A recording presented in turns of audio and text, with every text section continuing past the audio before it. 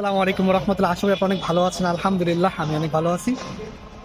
আসলে যত দিন যাচ্ছে নিজের প্রতি আর আফসোস অনেক বেশি বাড়তেছে। যত দিন যাচ্ছে নিজের প্রতি কনফিডেন্স আরো অনেক বেশি কমে যাচ্ছে।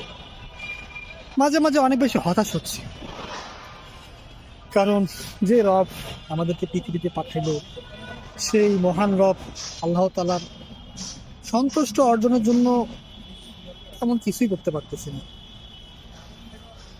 আল্লাহর উত্তম বান্দা হিসেবে আমি ব্যর্থ। বাবা মার সুন্দর ছেলে, ভালো ছেলে হিসেবে আমি ব্যর্থ।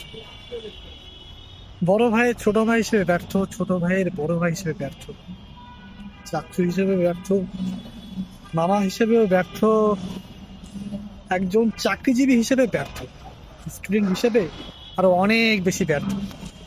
আসলে মাঝে মাঝে ভাবি জীবনটা কি অপর নাম ব্যর্থ কিনা।